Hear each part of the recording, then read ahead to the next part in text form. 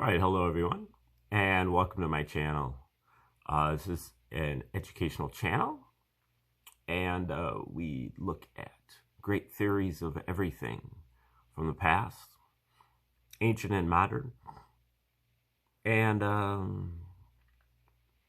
try to tune you into how they can be used in your own life to help you out with your paradigm shifting or your awakening to 5D consciousness, or your formation of a holistic worldview, or really anything else. And today is our 522nd video that we've done on the Reciprocal System of Theory by Dewey B. Larson. And we just spent a lot of time working on Larson's book, Basic Properties of Matter, which is his book on chemistry, one of his books. And we finally finished that yesterday. So we're about to embark on a new adventure. This book here that we have in front of us is called The Road to Permanent Prosperity. And this is one of Larson's books on economics. I'm not exactly sure when he wrote this book. I believe at least he started writing his economic stuff back in the 1960s. But I don't exactly know when this book was finished. But it's interesting because, you know, he applies his theory to so many different subjects. You know, we just got done doing chemistry. He's got a book on astronomy, physics, but then he also has work on philosophy and religion, metaphysics, and here is his offering on economics. And so this is Larson's opportunity to kind of apply his general theory to a liberal arts subject, such as social science subjects, such as economics, and he comes up with some interesting stuff.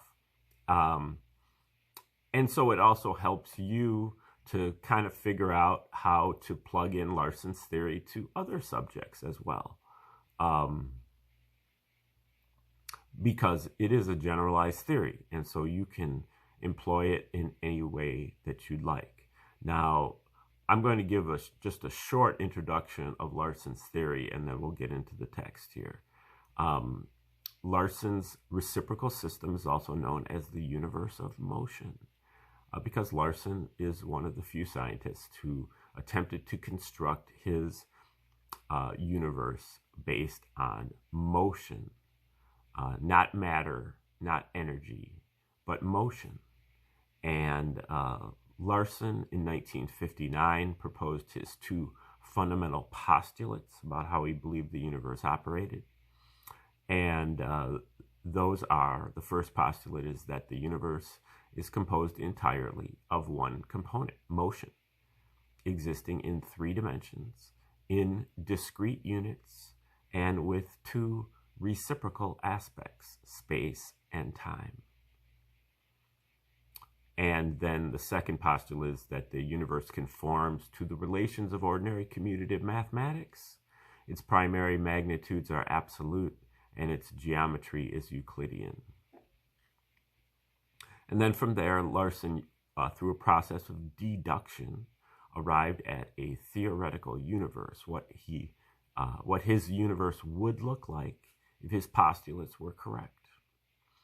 Now, he takes these postulates and works them into an economic theory, where I guess, you know, he uses the reciprocity idea, but kind of backs away from the space and time of it. And as far as I can tell, his 2 kind of polar reciprocals are purchasing power and goods. But we will see how he formulates this as we move into the text.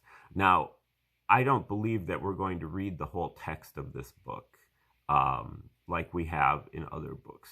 We're definitely going to read the introduction and the first chapter and maybe the first 2 or 3 chapters. But then I'm going to kind of summarize some of his other findings and maybe go a little bit faster through the book that way. But we will definitely listen to the introduction in its entirety and then move on from there.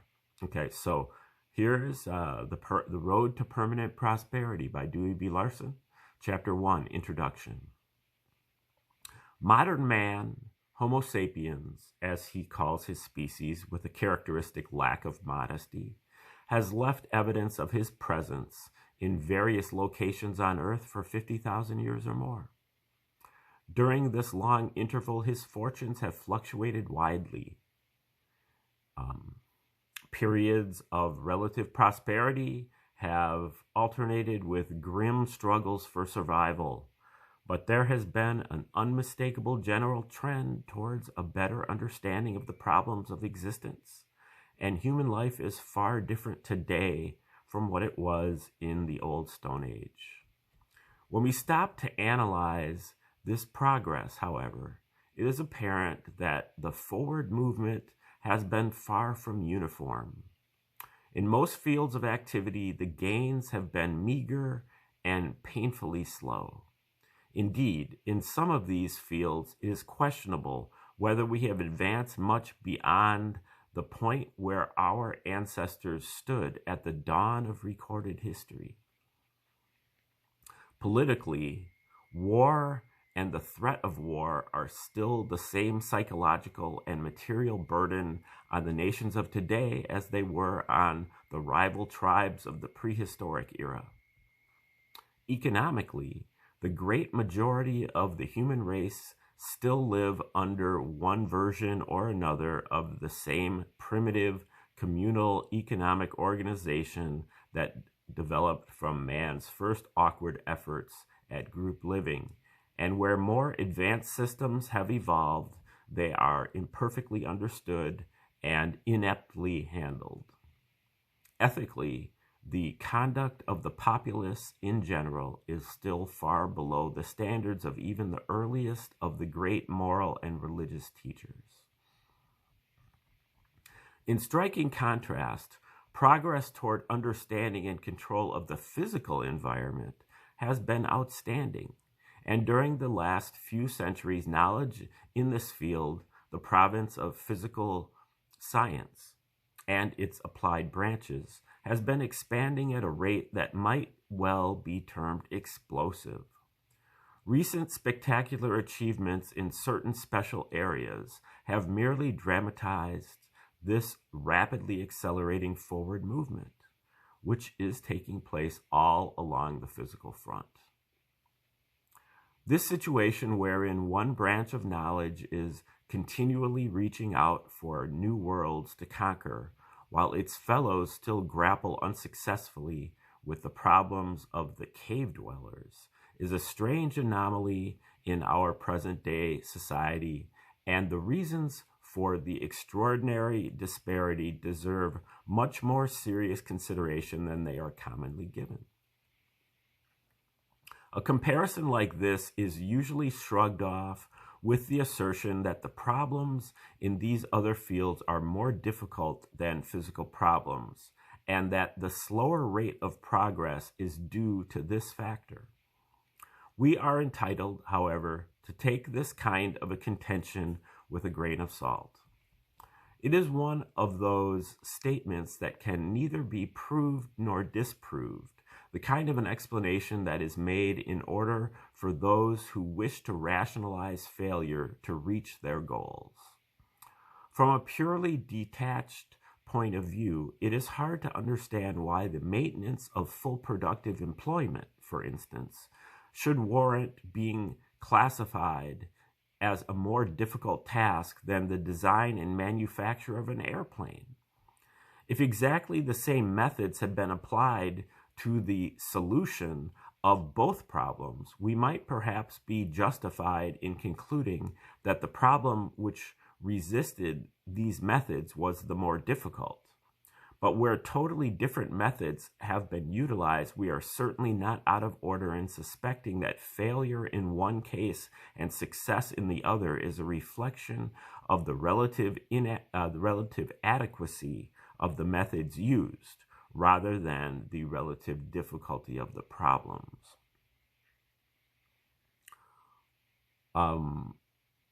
I believe this is a quote here.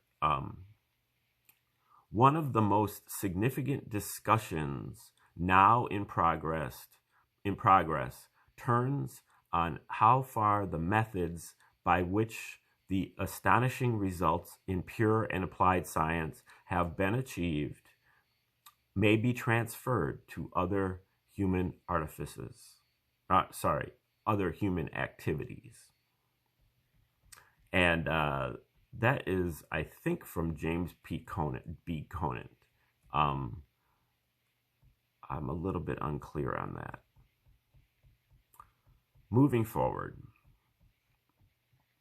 Of course, many economists contend that scientific methods are not applicable in their field. Frank H. Knight, a prominent economist of the post-war World War I era, wrote extensively on the subject and expressed the opposing view clearly. He characterized, quote, the notion that social problems can be solved by applying the methods which man has achieved mastery over nature, as, quote, false and illusory. In support of this conclusion, however, he makes this statement, quote, but obviously the basic problems are value problems to which natural science has little relevance. Science shows how to do things, how to achieve a concretely defined objective, not what objectives to pursue, end quote. The implication of this statement is that the identification of what objectives to pursue is the primary task of economics, and that the issue of how to reach a concretely defined objective is irrelevant. Paul Samuelson makes the same point by defining the objective of economics as obtaining the answers to 3 questions, all of which are addressed to the issue of what objectives to pursue. He lists the following. What commodities shall be produced and in what quantities? How shall goods be produced? And for whom shall goods be produced?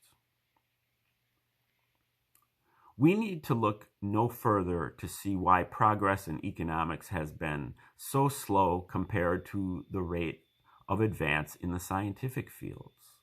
The inevitable result of the policy of concentrating attention on identifying the objectives is that economics is now long on commendable objectives and short on methods by which to reach those objectives. Clearly, there is a wide gap here that needs to be filled by systematic study of the factual side of economics, which we may define as obtaining the answers to 2 very different questions as follows. How does the economic system operate? And how can we manipulate it to attain our defined objectives?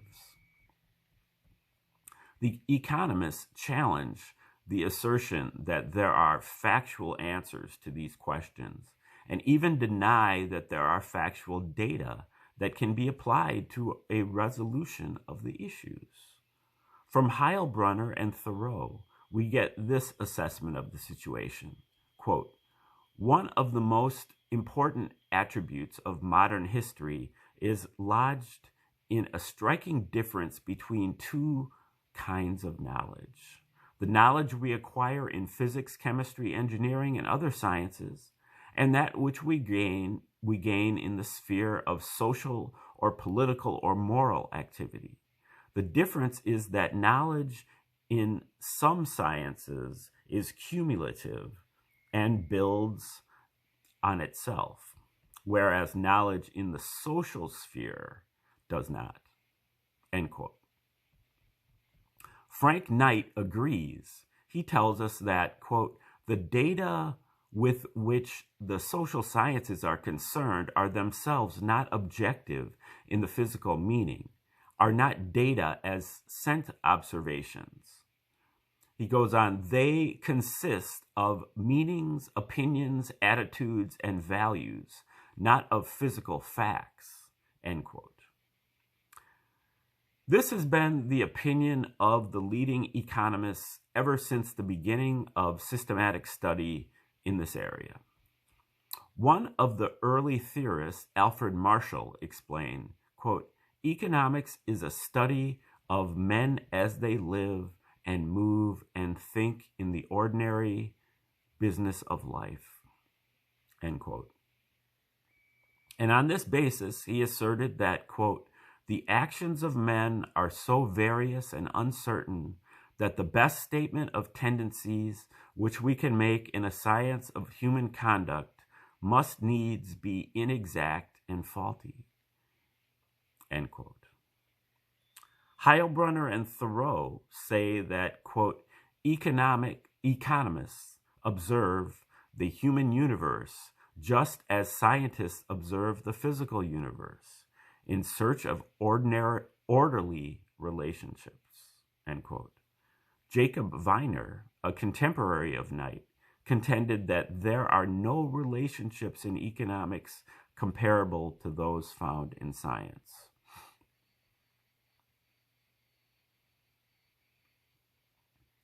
I believe this is a quote here. We have, from Viner, we have no logical justification for belief in the existence of important economic functions that are simple, stable through time and space, and characterized by stable and fixed parameters. The social order in these respects is in different in kind, or different in so high a degree as for the most practical purposes to be equivalent to a difference in kind from the physical or even the biological order of nature, end quote. As these statements demonstrate, the economists, by and large, look upon the subject matter of economics as a study of human behavior. They view it as an uncertain and elusive field where exact correlation of cause and effect is impossible. Business, scientific, and technical people, on the other hand, find that the economic forces that they encounter in the course of their daily tasks move steadily and relentlessly forward to their inevitable consequences regardless of human desires and opinions. We have found that if we accommodate ourselves to these natural forces, they can be made to serve our purposes. If we do not, they mow us down without a trace of compassion. The very best of intentions are of no avail. The utmost of human determination is futile. Either we stay on solid economic ground, or we go down to certain defeat. Forces of this kind are no strangers to us. Throughout our everyday work, we are dealing with physical forces that display exactly the same characteristics. If we wish to erect a building, we must design the structure in conformity with the physical principles that govern the various elements. If we neglect or refuse to do so, there is no argument about it. The building collapses, and that is the end of the matter. We cannot protest the decision. We cannot appeal to higher authority. So far as our experience would indicate, there is no essential difference between the physical laws and the economic laws with which we come in contact. Neither can be challenged or ignored with impunity. Neither is affected in the slightest degree by our approval or disapproval. It is apparent that we are concerned with aspects of the economic process that are quite different from what the economists see. They are focusing their attention on the objectives of economic actions, which are the results of human decisions, whereas we are primarily concerned with the effects of those actions, which are controlled by natural laws independent of human preferences and opinions. Our observation is that when an economic action is once taken, the ensuing events march inexorably forward to definite and certain consequences that are wholly independent of the hopes and desires of those who initiated the action. Here, then, is another side of economics, a field that has been overlooked or disregarded.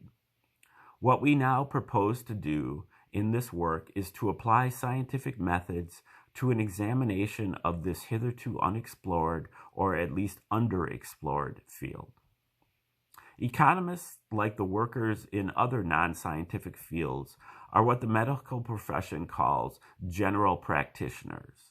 There are different ideas as to methods, to be sure, and individuals have their own personal fields of special interest, but there is no division of labor which is at all comparable to that in the scientific ranks.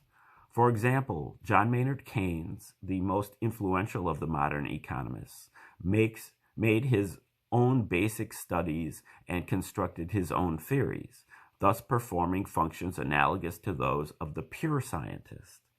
He then applied his findings and his theories to economic problems and arrived at methods for handling these problems, which he believed were appropriate on the basis of the theories which he had devised, thus performing functions analogous to those of the engineer.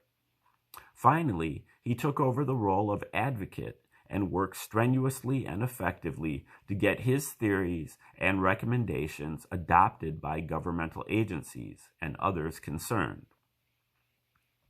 Many other less publicized members of the economic profession have covered similar ground.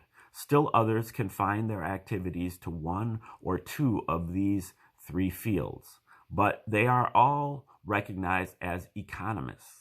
They get their training in the same college classes and from the same textbooks. They read the same journals and they belong to the same professional societies. No distinction such as that between pure scientists and engineers is ever made, nor does the economist normally recognize that in waging a partisan battle for the adoption of his favorite economic reform program, he is stepping outside the field of economics and into that of politics, the determination of public policy. The final stage of economic planning, the decision-making process, requires consideration of the social and political aspects of the issues under consideration, as well as the economic aspects. These are items of a nature very different from the factual considerations that enter into a determination of how the system operates, and they call for a very different approach to the subject matter. In absence of any definite subdivision of the field, it is practically inevitable that either one or the other of these different approaches should dominate the thinking and the activities of the economic profession. It is interesting to note that there was actually a trend in the scientific direction at one time. In the early days of economics in the United States, the authors of two of the most widely used textbooks were scientists. General Francis A. Walker, one of the early presidents of MIT, and Simon Newcomb, the celebrated astronomer. However, the close relation between economics and social problems tended to draw many of those primarily interested in such problems into the economic field, with the result that economics has become a branch of sociology rather than a branch of science, a classification which both the standard library systems and the college curricula recognize. Unfortunately, the triumph of the sociological viewpoint in economics has had the result of distorting the economist's picture of what is taking place in the world. The individual who looks at economic activities through sociological spectacles sees people in their social settings and classifications, not in their economic environment. For instance, he sees capitalists, a social class, rather than suppliers of capital, an economic class. If he were dealing with social problems, this might be quite appropriate, but it is fatal to the validity of his conclusions regarding economic matters, as the suppliers of capital are not necessarily or even usually capitalists in the social sense. Indeed, there is no economic reason why they should ever be capitalists. The picture is further distorted because the sociologically oriented economist usually has a strong bias against capitalists, the social class, which prevents him from recognizing the true place of suppliers of capital, the economic class, in economic life. In the subsequent analysis, we will find many other examples of this same situation. The socio-economist sees a social picture rather than an economic picture. And when he tries to make economic sense out of what he sees, all too often there is confusion. Following the usual sociological pattern, the literature of the economic profession is primarily partisan. The great majority of economic writers, past and present, have been special pleaders rather than unbiased searchers for the truth, exponents of a particular point of view rather than impartial judges of the facts. Economists, in books and articles and letters to the editor, tirelessly urge this policy or that, says one of their own number. If the policies that were adopted on the strength of their theories had been successful in practice, the economists would have had a good case in favor of continuing to advocate measures based on these theories. But the reality is far different. The pessimistic assessment of the present situation in the economic field by Heilbronner and Thoreau has already been quoted.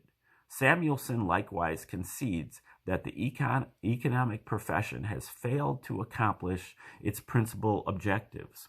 It cannot find the combination of policies that allows full employment, stable prices, and free markets, end quote. He admits that, quote, what may be needed are new approaches to the problems of productivity, wages, and price formation, end quote. John Kenneth Galbraith blames the economy for not conforming with the theories. As he puts it, the economic system operates in defiance of the rules laid down by the economists. And those rule makers cannot account for what Galbraith admits is, at least at times, a brilliant performance. Joan Robinson, a devout Keynesian, tells us flatly, quote, it is impossible to understand the economic system in which we are living if we try to interpret it as a rational scheme, end quote. When those who have undertaken the task of analyzing our economy not only admit that they are unable to discover the true rules by which it is governed, but come to the conclusion that it has no rational basis at all, which means that the remarkable results that the system achieves must be accidental, then common sense warns us that it is no longer sound policy to continue relying on the methods and procedures that have brought us to this dead end. We need to recognize that the basic elements of economics are purely factual. The underlying reason for all economic activity is the iron law that man must work or starve, a law that the human race as a whole cannot evade, no matter how distasteful it may be. Similarly, the primary economic processes are governed by fixed and immutable principles, which are beyond the reach of human powers. Any action taken in defiance of or in ignorance of these principles must inevitably fail in its intended purposes, no matter how commendable the objective of that action may be. Under present conditions, relatively few people recognize the existence of these matters of fact in economics. The socio-economists present their arguments for or against proposed measures which involve factual questions, price controls, public works programs, minimum wage laws, employment measures, etc., almost entirely on the basis of the desirability of the objectives at which measures are aimed, with little or no reference to the question as to whether such measures are capable of reaching those objectives. With very few exceptions, legislators decide whether to vote for or against legislation of this nature on exactly the same basis that they use in deciding how to vote on purely policy measures, never realizing that in the former case, the hard facts of economic life may nullify or even reverse the effects which they are trying to produce by passing such laws. Far too many economic experiments initiated with enthusiasm and high hopes have ended in bitter disappointment because their authors ignored or disputed the existence of permanent and unchangeable laws and principles in the economic field. We live in a period in which most of the conventional wisdom of the past in economics has been tried and found wanting. Economics is in a state of self-scrutiny, dissatisfied with the, this is a quote from Heilbronner and Thoreau, by the way, with its established premises not yet ready to formulate new ones. Indeed, perhaps the search for a new vision of economics is the most pressing economic task of our time. That's the end of the chapter. Chapter 2 is called The Scientific Approach, and we'll kick that off tomorrow. Thanks for tuning in today.